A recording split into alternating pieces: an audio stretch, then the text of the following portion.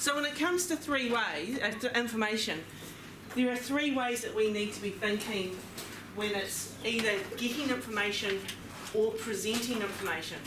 We need to be thinking about the ethics of information, we need to be thinking about the cultural context of information, and we need to be thinking about the legal issues of information. And as per usual, I have printed you out a copy of this. Yes, you're in. Okay, I'll just flip this back a bit more here so I'm not standing in your way. When it comes down to it, all information should be treated with respect. And I'll give you a bit of a story about this because I have a huge problem with three words that get put together. Those words are youth at risk. I have a massive problem with that because when you think about the word youth at risk, it often conjures up in your head pictures of brown boys walking around on the street. And when I was doing my PhD, I wanted to look at how young people who had been going through the justice system were talked about in media, government, and academia, universities. So how are people actually talking about young people? And one of the people that fed back to me on my proposal, because you do a proposal saying this is what I want to do, said to me, oh, I need to reword the whole thing, youth at risk. And I'm like, no, I don't, because of the stereotypes that image conjures up in your head. The other side of it too is that there are certain things, like someone contacted me yesterday, had a cup of coffee with me, and said to me, oh, do you know so-and-so? I was like, oh yeah. And then I could say to her, well, actually, I can't really talk about so-and-so. And she's like, why? That person said you're a student. Well, they may have said that they're a student of mine, but I actually can't talk about you behind your back. I can't go home, I'm breaking the law, if I go home and say to my husband, oh, you know that Sam I've talked about over the last 5 weeks?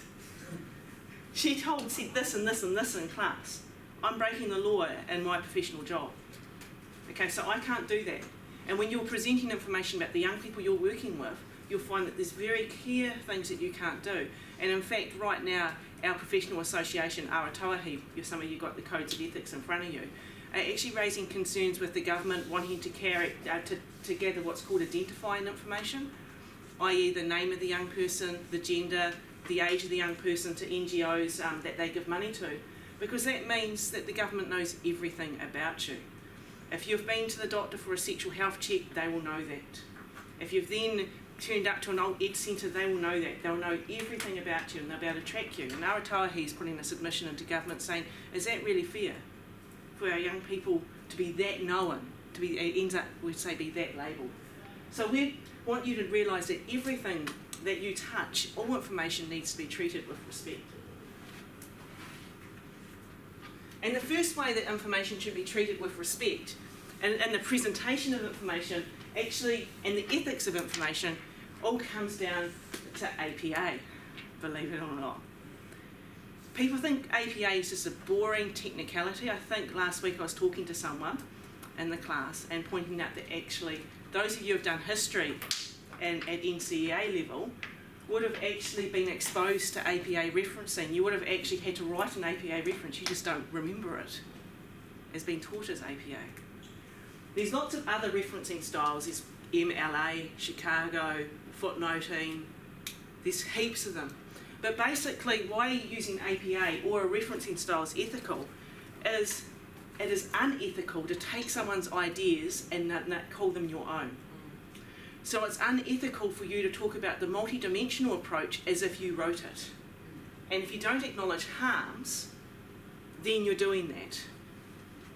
Because the person reading your work won't find where you got the idea. So that's why APA referencing is actually an ethical thing.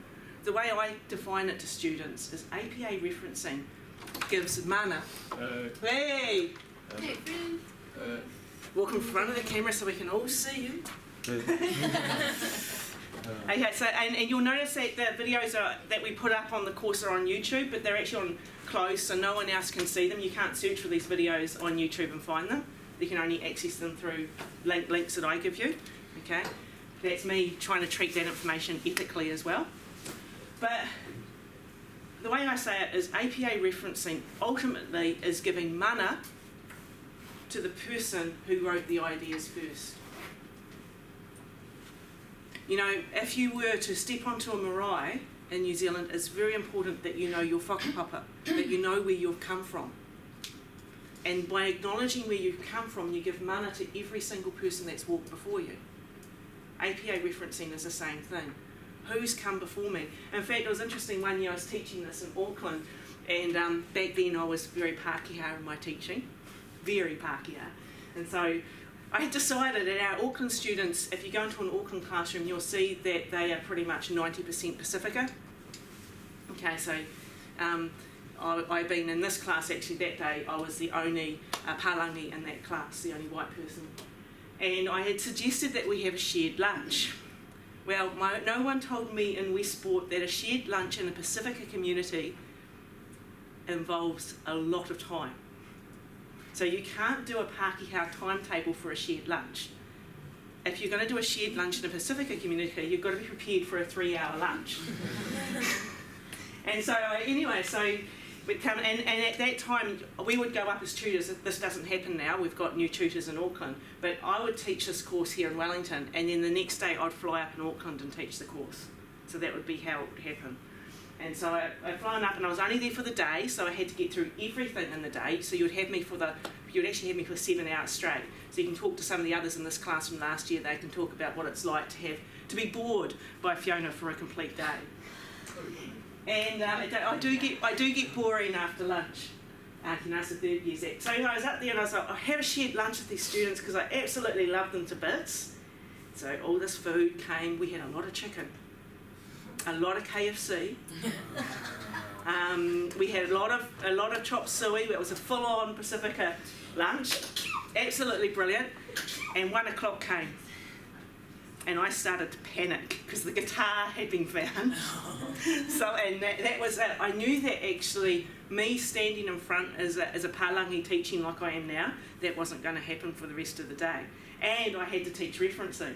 But anyway, actually, that's when I realised that actually, in all cultures, no matter where we are, there is a form of referencing. So I was saying to them, I'm listening to your waiata and everything, and I've noticed something.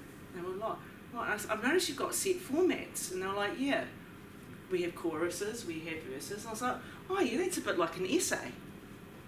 An essay has a set format. You have your verses that go all the way through, but you have a theme that goes all the way through. That's like your chorus. So your first essay you've got for Arden is on human development. Your chorus is human development. If you have a paragraph that's not talking about human development, I can tell you, you best take it out because it's got nothing to do with the rest of the essay. It doesn't sing the tune of the rest of the essay. Oh, yeah. And I was like, and have you noticed in your traditional songs that you actually pay tribute to those that have come before? Yeah, that's APA referencing. Oh, and all of a sudden I realised that actually that was my lesson for the day, that you can teach this stuff in any context. You know, if we, and we've got some amazing singers in the room, not looking at anyone who happened to be at the Adele concert, but missed out on the best concert, which was the 21 Pilots.